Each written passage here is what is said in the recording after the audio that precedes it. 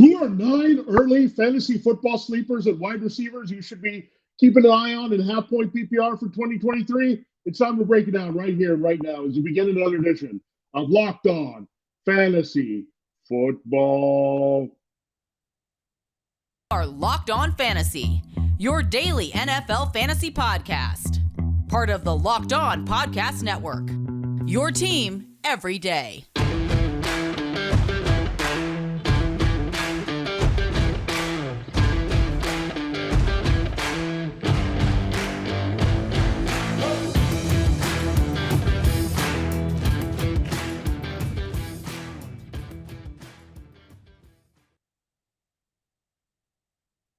Greetings, everyone, and welcome to another edition of the Locked On Fantasy Football Podcast. As usual, I'm your host, Vinnie Iyer, and I'm not doing this. I'm writing about NFL and fantasy football for sportingnews.com. Check out my latest big board for the 2023 NFL Draft at Sporting News, as well as my 7-round mock draft. Yeah, we're going to break that down for you coming up soon here on Locked On Fantasy Football. But we got to look at our sleepers, continue to do so. We've broken down quarterbacks we have on the radar that are going to exceed expectations. Here's 6 quarterbacks there. We expanded to 9 for running backs. We're going to keep that number as we look at the 9 wide receivers to put on our radar here that are outside the top 20 in the current half-point PPR consensus rankings that we think can ascend above that. So we're going to look at it, think about last year's scoring as well to give us a little bit of a baseline and dive right in. So we'll reveal those 9 players for you at wide receiver on today's show. Thanks again for making Locked On Fantasy Football your first listen today. We're free and available wherever you get your podcast. Subscribe and follow, including on YouTube. All right, let's dive right into our wide receiver sleepers. And last year, the usual suspects were up there. Justin Jefferson finished as number 1 in half-point PPR. You had Devontae Adams, Tyreek Hill, Stephon Diggs, A.J. Brown, CeeDee Lamb, Jalen Waddle, Amon-Ra St. Brown. All these guys are ranked right now in the consensus rankings in the top 10. Joining them are 2 guys that had a little bit of a drop-off after their monster 2021 seasons. That's Jamar Chase and Cooper Kupp. So that's your top 10 right now, right outside of your top 10. You had Garrett Wilson on the rise here, presumably get Aaron Rodgers as his quarterback here. So up to number 11, he finishes a pretty solid wide receiver 2 in half-point PPR at number 19, so he's on the rise a few spots. You had DK Metcalf finished behind Tyler Lockett, who was the wide receiver 13 half point. He's ranked up there at 15. You have T. Higgins looking at it as a wide receiver 1 this year after having the drop off. Devonta Smith just outside the wide receiver 1 as he finished as wide receiver 10 last year. And then rounding out that group here is Chris Olave, right there with the DK Metcalf. So there are some usual suspects that are there, but we need to go beyond the top 20 to look for our sleepers.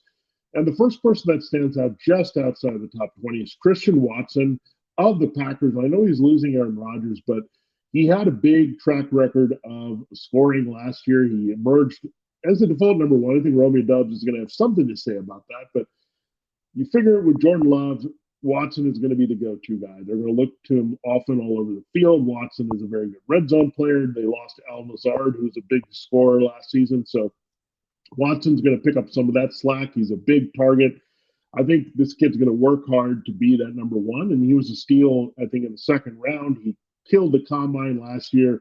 That's how he rose there. So North Dakota State product, very good kid, head on his shoulders. He's going to work hard to become really great in this league. So we saw that with Adams. He was a second-round pick, emerged as a dominant reality in fantasy football force, future Hall of Famer for the Packers. I think Christian Watson has the same profile here, a little bit of Jordy Nelson in him, a little bit of Adams in him. So good hybrid of past Packers receivers here to make some big plays, but also, importantly, finish in the red zone and get those touchdowns that really help you in scoring in half-point PPR. So Christian Watson, easy number 1 with a bullet here. He's just outside the top 20. I think he can finish in the top 12. That's how good he is, and maybe displace some guys. I think St. Brown's a candidate to slide down with the emergence of James Williams here. I think Waddle could slide down a little bit as well, with Hill maybe bumping up a little bit more. I can also see Tyler Lockett slipping, and Christian Kirk as well with the presence of Calvin Ridley now in Jacksonville. So there are definitely some openings in the top 12 as wide receiver 1s there. Another candidate I would watch is a second-year player For the Falcons, Drake London. So we mentioned Ridley. He's officially traded. He's not coming back to the Falcons. Don't have much behind him right now. I would expect them to add a receiver in the draft to help Drake London, but not high. I think Drake London is going to be clearly number one here with Kyle Pitts, the main targets going forward for Desmond Ridder and or Taylor Heineke at quarterback here. So I think that's going to help. I think Marcus Mariota hurt London's value. Early, we saw some flashes from London, including against that game with the Rams, and he really showed what he could do, but they really didn't tap into him as much. And we had Kyle Pitts get hurt. There just wasn't a lot of help for Drake London or Kyle Pitts. And I think you get a little bit more this year from those guys. I think with the blocking help on the way with Jonnu Smith, that's going to be pretty big for Pitts. And I think they'll get some complimentary targets for London. But you also know he's going to dominate targets. He's the clear number one. Right now, Matt Collins and Scotty Miller round out the wide receiver depth chart in the top three for the Falcons. So I think London's going to get a lot more done here. It has the fellow rookie Ridder or a guy that's going to really feed the number one receiver in Heineke. So either way, expect Drake London to do a lot better than he did with Mariota last year. And I think they'll open up the Falcons offense. It's run heavy, run based with Arthur Smith, but he's going to be the main go-to guy along with Pitts. I think they get both of those guys involved for bigger seasons here in 2023. I think it's an overall improved quarterback situation. If Ridder doesn't cut it, Heineke can get the job done. We know facilitate as he did last year with the Commanders. Rounding out the other sleeper that has some wide receiver one value outside of the top 20 is Jerry Jeudy. Now, we heard a lot about the chemistry between Russell Wilson and Jerry Jeudy. He also is locked in with Cortland Sutton. Jeudy battling a lot of injuries. That's a concern. Sutton also has had some durability issues, but these guys are locked in. What I like about Jeudy is he can work the slot, move all over the field here. So a little bit of Lance Moore in him, going back a ways with the Saints offense with Sean Payton and Joe Lombardi, but also a little bit of Marcus Colston, not the biggest slot, but still a very effective slot that you can look at here. So I expect Jeudy to be treated as the go-to guy he should have been last year and stay healthy. And I think this offense is going to feed Jeudy quite a bit more here. So I think there was a little bit off center feelings here with Nathaniel Hackett and Wilson, obviously. Now, I think they right some of those things. And Jeudy just has a look of a go-to guy. I think he's always had that level of talent coming out of Alabama as a route runner, as a guy that can work on the inside. But I do think Jeudy is a very strong rebound candidate, as well as Wilson. We talked about Wilson being a sleeper that we like at quarterback. Well, Jeudy is right along those lines. I think he's going to be a big factor there as well. Sutton, Tim Patrick.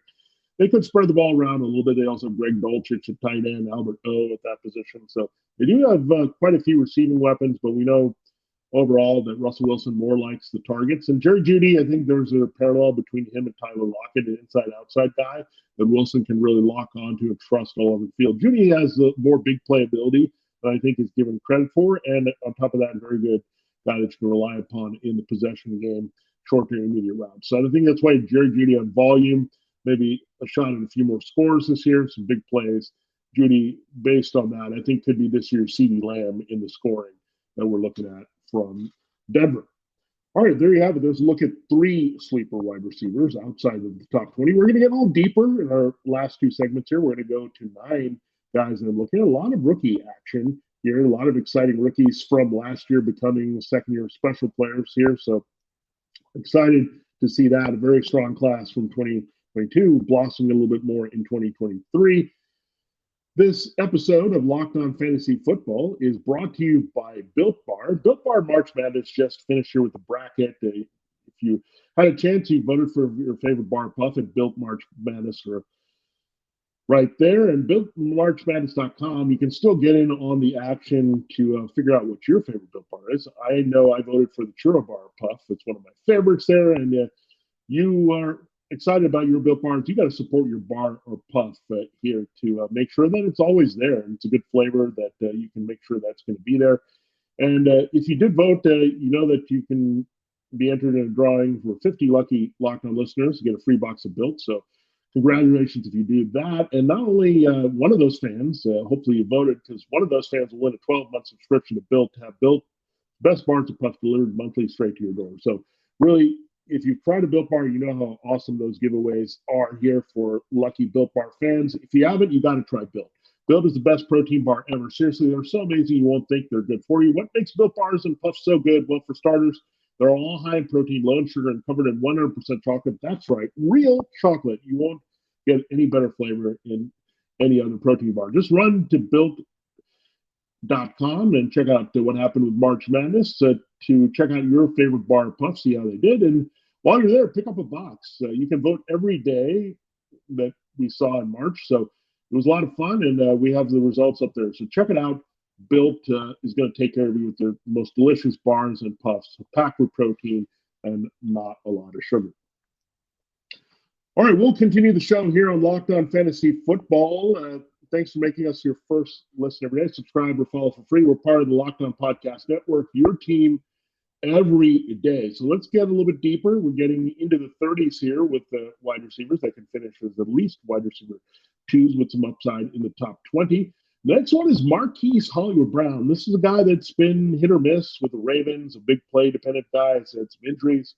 But the Cardinals still shopping DeAndre Hopkins. I think he could be moved during the draft. We hope Kyler Murray gets back healthy because we know Murray from Oklahoma has a good connection with Brown. We saw that last year. He was putting up some very good numbers. So he could be the clear number one there, which would be great. And then you have the tight ends trickling down from that, Zach Ertz and Trey McBride. So when you look at the situation for Hollywood Brown, it could be fantastic. I know they've run down Moore, but Moore is a little bit of a move-around guy. I think that would bump him up into some sleeper status as a wide receiver 3 if they move Hopkins. But Brown can be the biggest beneficiary. We saw what he did when Hopkins was out of the lineup last year. Hopkins did hurt his value coming back because he's another guy to draw attention from the targets. And Brown just kind of was treated as like a number one all over the field. He wasn't just as a steady big play threat here for Kyler Murray. And we hope Kyler Murray will return healthy pretty soon into the season, so that's something we look forward to. But Hollywood, we know what his upside is as a big play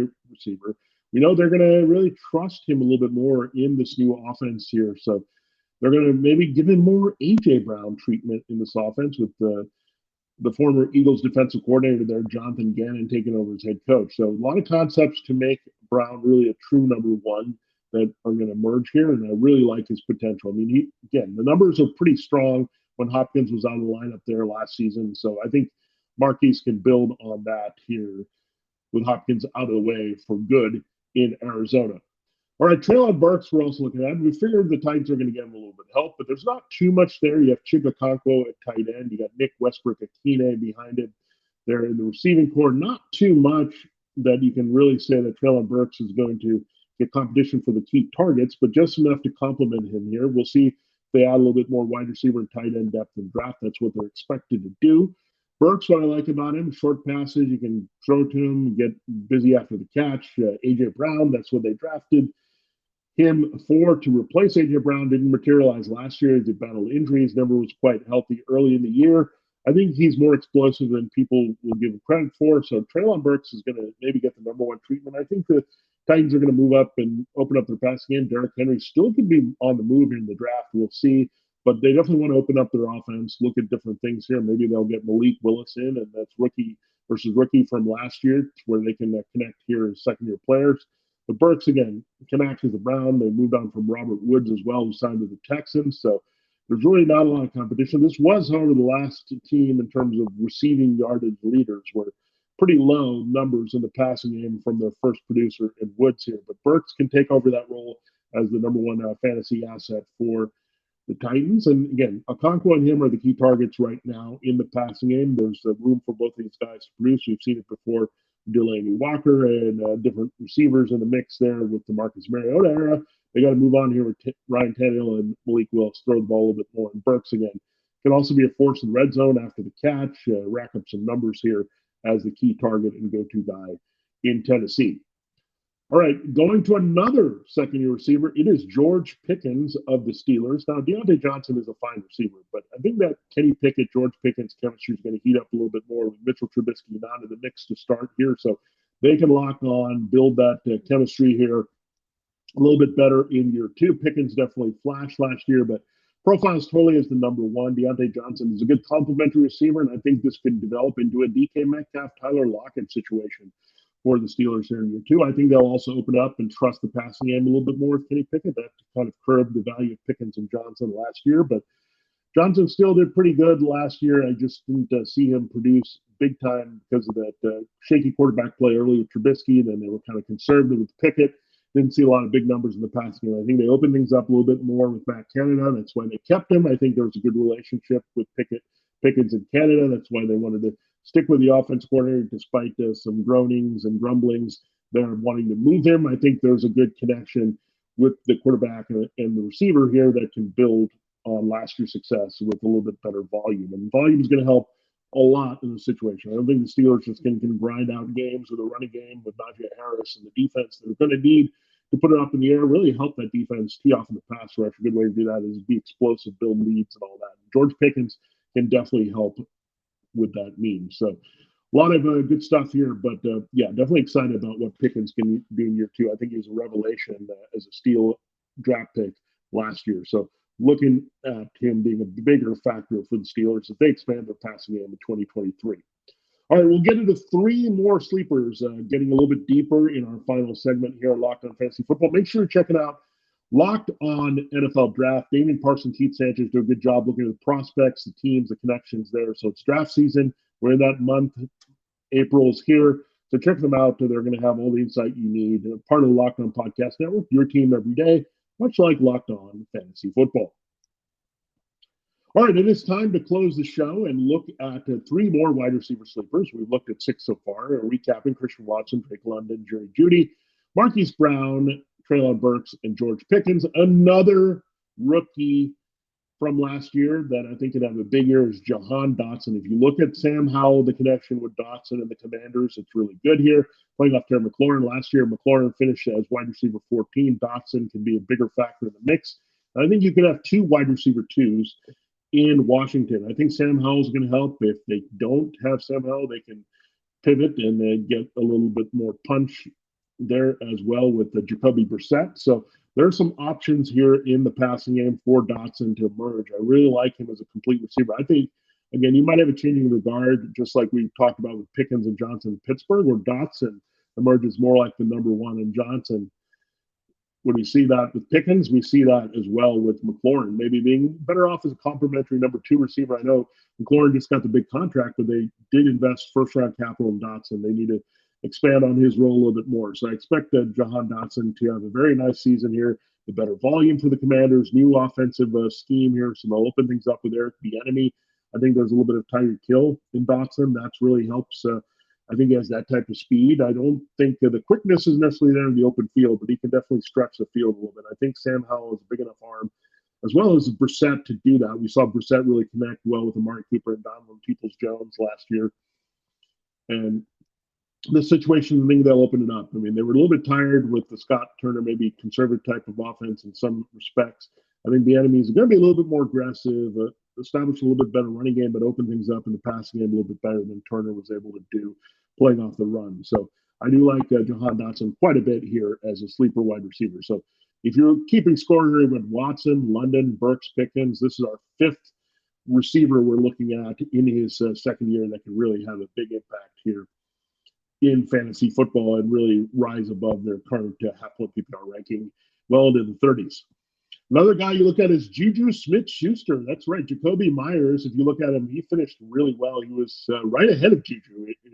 Interestingly, in the top 24 last year in half-point PPR. He was 23. Juju was 24 there. So, but Juju is replacing Myers, and Myers is going into a tough situation with now Devontae Adams and Hunter Renfrow, where he's going to have to share a lot more ball there in Las Vegas. Where what do you get with Juju? He's the clear number one receiver. Nelson Aguilar is gone. He is out of this mix for the Patriots, so you have not much behind them, young receivers that you look at in New England. But Juju Smith-Schuster is that reliable receiver, big slot. They're just going to plug and play him where he had Myers. So that says he's in a good spot here. Look, Juju had a very good season for the Chiefs, but I think he could actually be more effective for the Patriots just with volume.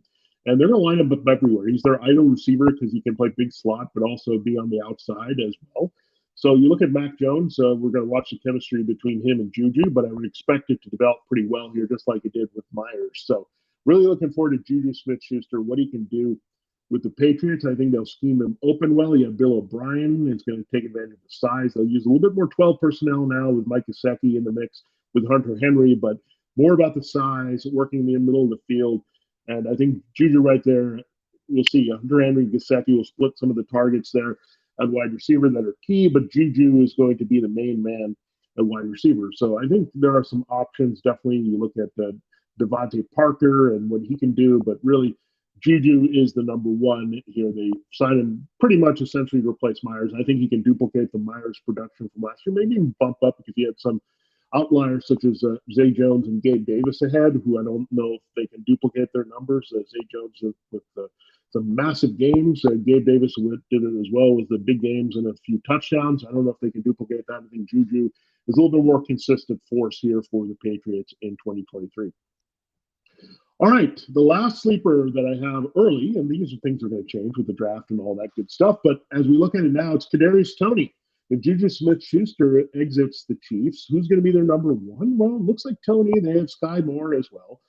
They've moved on from their other receivers here. So when you look at the special ability of Kadarius Toney, a lot of Tyreek Hill in him. That's why they made that cheap trade there. He came on. They had that nice play in the Super Bowl where he scored. So I think you're going to see this really develop between Patrick Mahomes and Toney. They need their new Hill. I think they found him in Toney. So special receiver. I think they unlocked a little bit of his potential there last year, but I think there's a lot more to go here with the Chiefs. So I'm really looking forward to seeing what Kadarius Toney can do in the second year as a Chief, third year overall in the NFL. That Giants fit was never a good fit. This one is a good one. He's motivated to play with Mahomes and put up those numbers, and I think he'll build on that Super Bowl confidence there, scoring a key touchdown against the Eagles. So there you have it. There's a look at 9 sleeper wide receivers outside the top 20 in the rankings and half-point PPR that we're keeping an eye on here early. We'll revisit sleepers as we get closer to the season, but this is how they stand early in between free agency and the NFL draft. So need to do that. We'll close our look at those early sleepers with the tight ends on our next show. Thanks for making Locked On Fantasy Football your first listen every day. Now make your second listen Locked On NFL Scouting with the draft dudes from free agency, draft, salary cap management, more. Join NFL experts Kyle Krabs and Joe Marino as they take you through what it's like to build a successful NFL franchise every Monday through Friday. Find Locked On NFL Scouting with the draft dudes wherever you get your podcasts and on YouTube, part of Locked On Podcast Network, your team every day. For Locked On Fantasy Football, this has been Vinnie Iyer with our look at the wide receiver sleepers. Check out next time as we check out the tight ends early on the board here for 2023.